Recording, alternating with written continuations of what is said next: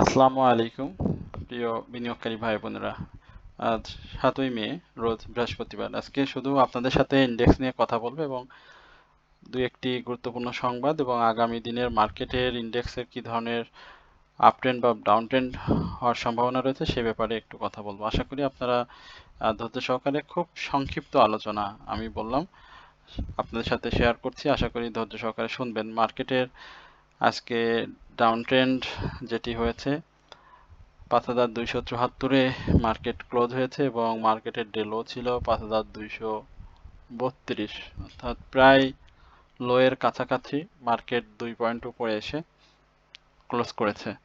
মার্কেটের দিনব্যাপী যদি দেখি, সেখানে আপ ট্রেন্ডের সংখ্যা ছিল এবং ডাউন ট্রেন্ড যেটি হয়েছে সেই জায়গাতে আজকে একটু আপ ট্রেন্ড স্টকের সংখ্যা বেড়েছে এবং সিলেক্টেড কিছু স্টকের প্রাইস অ্যাকশন হয়েছে, বাট এই জায়গাটা মূলত প্রফিট টেকিং এর কোনো জোন তৈরি করতে পারেনি। আমি গত দিনও আপনাদের সাথে আলোচনা করেছিলাম মার্কেটের ইন্ডেক্সের ব্যাপারে এবং এটিও বলেছিলাম সেল প্রেসারের একটা সম্ভাবনা আমাদের সামনে তৈরি হবে, যেহেতু পবিত্র ঈদুল আজহা খুব সন্নিকটে।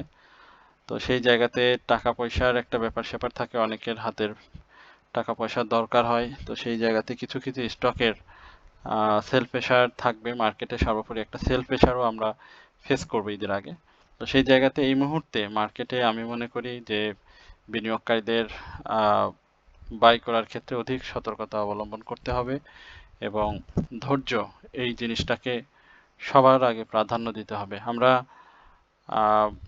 দেখতে পাচ্ছি লেনদেনের যে অবস্থা, সেখানে গত দিনের লেনদেন তুলনায় আজকে লেনদেন বৃদ্ধি পেয়েছে, বাট এই জায়গাটাতে মার্কেটের আপ ট্রেন্ড স্টকের সংখ্যা খুব বেশি বাড়েনি।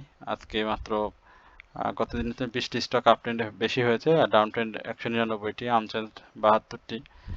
আমরা যদি টপ 10-এর স্টকগুলো দেখি, যে এখানে আমাদের আলোচনার স্টকগুলো শুধুমাত্র দেখতে পাচ্ছি এইচএফএল, অ্যাপেক্স স্পিনিং, এই দুইটা স্টককে আমরা দেখতে পাচ্ছি যে আমাদের টপ 10-এর যে নিয়মিত আলোচনা সেই জায়গাতে স্টকগুলো প্রাইস অ্যাকশন করেছে। আজকে ইন্স্যুরেন্স সেক্টরে যে কারেকশন জোন, সেটি বারবারই আপনাদেরকে বলে আসি, সেই জায়গাতে তারা অনেকটা ভালো কারেকশন করেছে। সেই কারেকশনের মুভমেন্টে আমরা দেখেছি তাদের একটা ভালো সেক্টর মুভমেন্ট ছিল।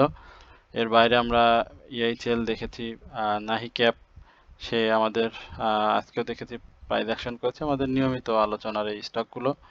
তো আর বাইরে আমাদের নিয়মিত অনেক স্টকই আমরা দেখতে পেয়েছি কারেকশন জোন ছিল এবং মাঝে মাঝে কিছু কিছু স্টক ফোকাস করছে, বাট সেটাও ধরে রাখতে পারছে না।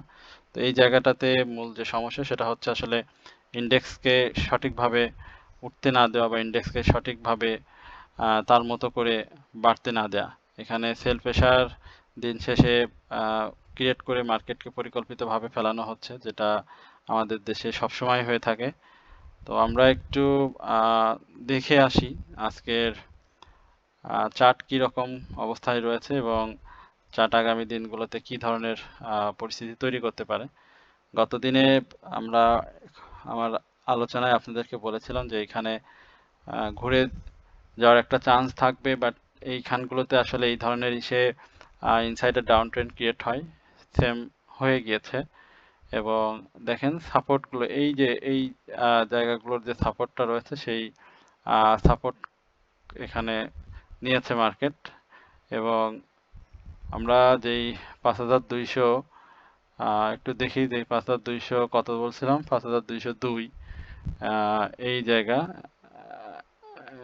হ্যাঁ 5202 এর যে জায়গাটা রয়েছে সেই জায়গাটাতে একটা সাপোর্ট নেওয়ার চেষ্টা করছে এবং যে ক্লোজটা দিয়েছে সেই জায়গাটাতেও মার্কেটের একটা শক্ত সাপোর্ট কিন্তু মার্কেটে রয়েছে। এটা এইখানে আপনারা দেখতে পাচ্ছেন নিশ্চয়ই, এই জায়গাগুলোতে দেখতে পাচ্ছেন, এই জায়গাগুলোতে দেখতে পাচ্ছেন, এইখানটা পুরোটা জায়গা জুড়েই মার্কেটের একটা ভালো সাপোর্ট কিন্তু রয়েছে। বাট মার্কেট সেল সিগনালে চলে গেছে 100% আরএসআই ডাউন ট্রেন্ড, এই জায়গাটা আমাদেরকে অবশ্যই মাথায় রাখতে হবে।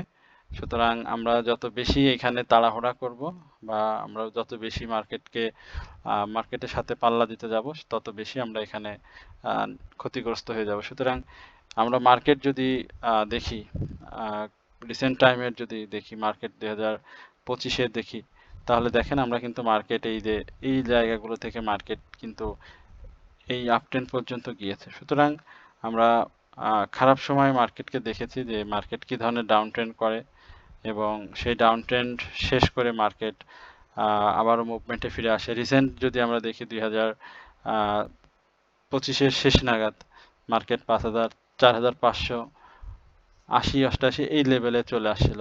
সুতরাং এই জায়গাগুলোতে এই ধরনের ডাউন ট্রেন্ড আমরা যেন ভয় না পাই, কারণ এই ধরনের ডাউন ট্রেন্ড থেকে কিন্তু মার্কেটের ভালো ব্যাক এসেছে এবং স্টকেরও ভালো প্রাইস অ্যাকশন হয়েছে। সুতরাং আমি বলবো যে এই জায়গাগুলো আপনাদের অবশ্যই ধৈর্য রাখতে হবে, এবং ধৈর্য থাকলে আপনি অবশ্যই মার্কেট থেকে প্রফিট নিতে পারবেন।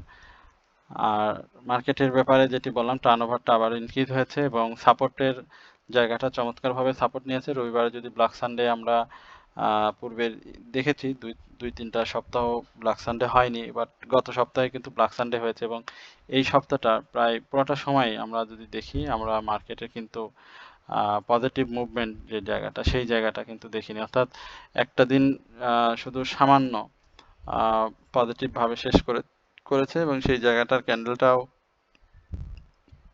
আপনারা নিশ্চয়ই দেখতে পাচ্ছেন 4 মে মার্কেটে এই জায়গাটায় আসলে পজিটিভ ভাবে শেষ করেছে। বাকি দিনগুলো মার্কেট কিন্তু নেগেটিভ ছিল, এবং এই পুরো সপ্তাহ আমরা মার্কেটকে খারাপই পেয়েছি এক প্রকারে।